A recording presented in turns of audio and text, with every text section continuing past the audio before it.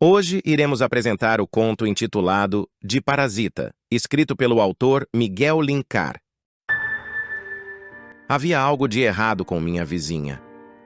Essa ideia prolificava em minha mente como um parasita, aproveitando-se dos momentos de puro devaneio, nos quais divagava comigo mesmo sobre os acontecimentos estranhos que presenciara pela janela da sala de estar. Impulsionado pelo medo e pela estranheza do que vi, senti a necessidade de registrar os acontecimentos presentes neste relato. Tudo começou em uma tarde chuvosa. Naquele dia em questão, acordara com uma dor lancinante em minhas pernas. E quando isso acontecia, era um sinal claro de que teria um longo e doloroso dia pela frente. Passar o dia confinado a uma cadeira de rodas não ajudava em nada minha condição álgica, que só piorava, levando-me à necessidade de doses cada vez maiores de analgésicos. Meu fisioterapeuta, o Dr. Diego, era um homem respeitável e um excelente profissional. Ele sempre dizia: "Não reclame, Inácio. Pela gravidade do seu acidente e pela extensão da sua lesão medular, é um milagre que ainda consiga mover os braços."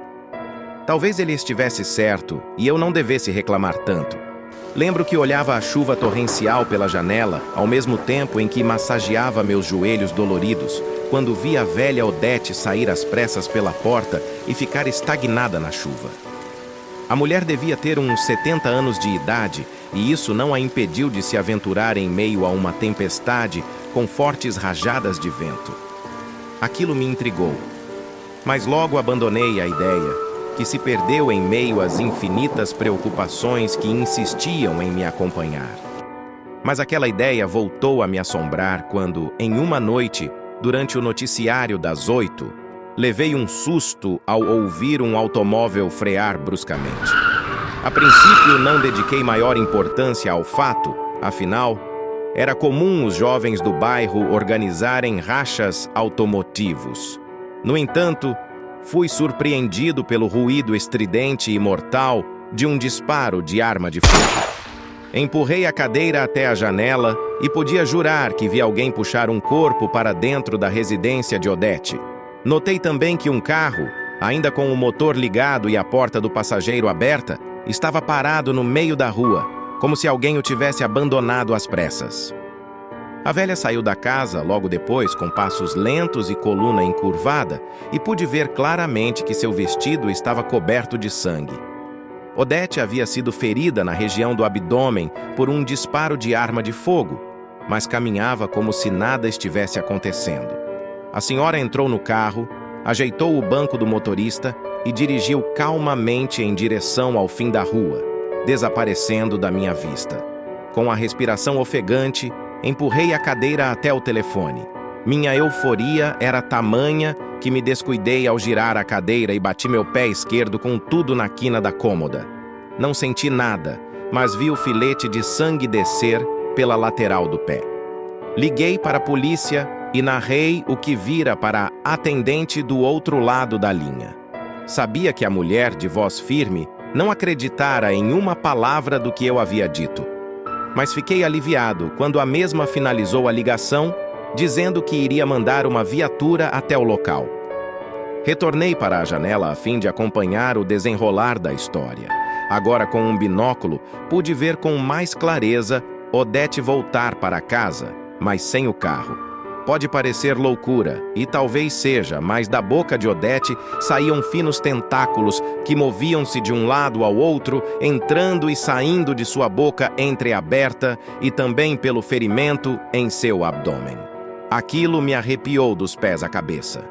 Pouco depois, uma viatura da polícia parou de frente para sua casa. 2 policiais enormes desceram do carro e foram até a porta da vizinha. Odete recebeu os oficiais com um olhar de surpresa no rosto. Ela havia trocado de roupa e usava uma toca com estampa florida para cobrir seus cabelos brancos. Depois de uma rápida conversa, os homens adentraram a residência. Demorou cerca de 10 minutos para os policiais saírem da residência e, para minha surpresa, carregavam um corpo. A iluminação era precária, mas pude notar que se tratava do corpo de Mike, um dos meus vizinhos que morava no fim da rua. O corpo foi colocado no porta-malas da viatura e logo em seguida, o carro saiu cantando pneu. Naquela noite não consegui dormir, tamanho era meu espanto com o que estava acontecendo. Minha mente ansiava por uma explicação lógica para tudo aquilo. Mas já era de manhã quando finalmente me dei por vencido e aceitei que certas coisas na vida não tinham explicação.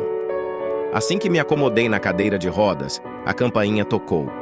Por algum motivo aquilo gelou minha espinha. Eu nunca recebia visitas, a não ser do meu fisioterapeuta e da assistente social. Mas ambos não viriam tão cedo, pelo menos não sem avisar. Movi a cadeira o mais silenciosamente que pude e espreitei pela fresta na janela. Meus olhos ficaram arregalados ao ver o Mike parado na minha porta.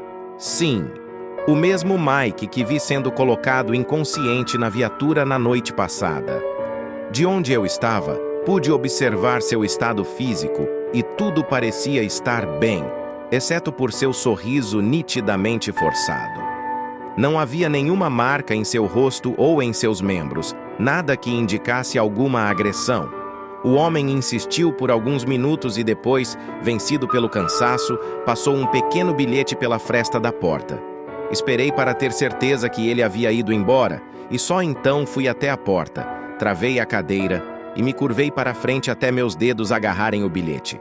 Tratava-se de um convite de Odete para um jantar em sua casa naquela noite.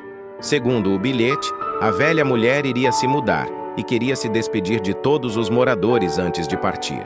Odete era uma tradicional moradora do bairro e também muito querida entre os vizinhos. Então, naquela noite, me limitei a ficar olhando a movimentação da janela da sala.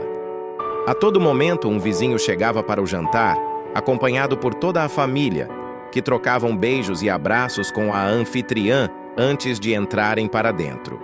O que aconteceu naquele jantar é um grande mistério, pois, estranhamente, todas as janelas da casa permaneceram com as cortinas fechadas. Cerca de 1 hora depois, enquanto quase caía no sono sentado em minha cadeira, fui despertado por uma movimentação estranha que vinha da entrada da casa de Odete. Os convidados saíam em fila, com olhos vidrados e movimentos estranhos. Nenhum deles sorria ou esboçava qualquer reação. Apenas se limitavam a caminhar com extrema organização até suas casas. A partir daquele momento, tive a certeza que algo estava errado e eu tinha que descobrir o que era. A oportunidade perfeita surgiu 2 dias depois, quando Odete saiu de casa no início da noite. Não tinha certeza se era a melhor escolha, mas decidi ir até sua casa para dar uma olhada de perto.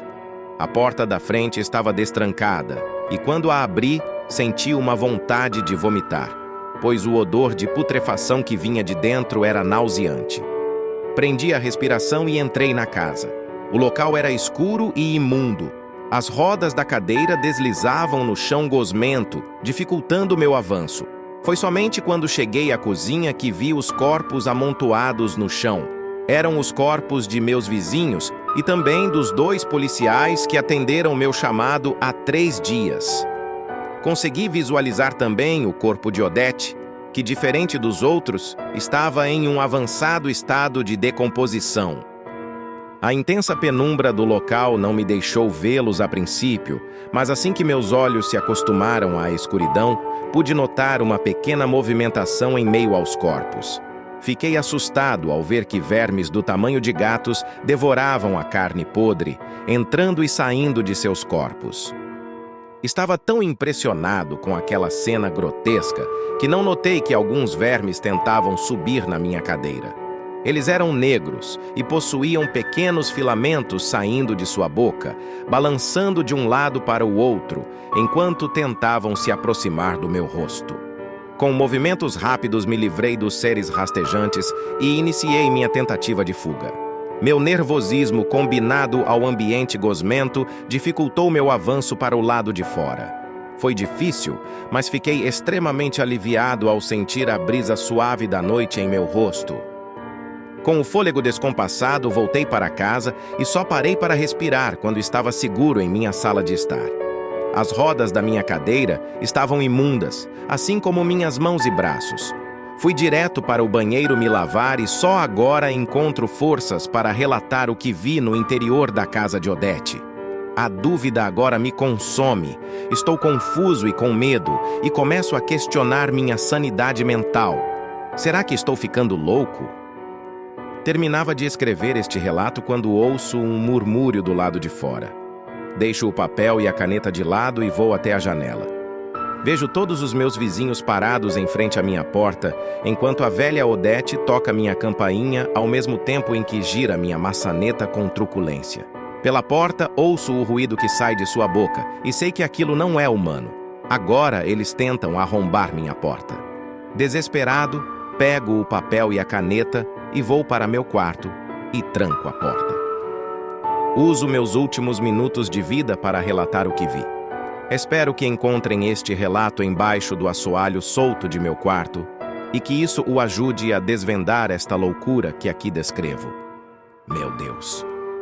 Ouço seus passos ao se aproximarem. Em breve me juntarei a eles.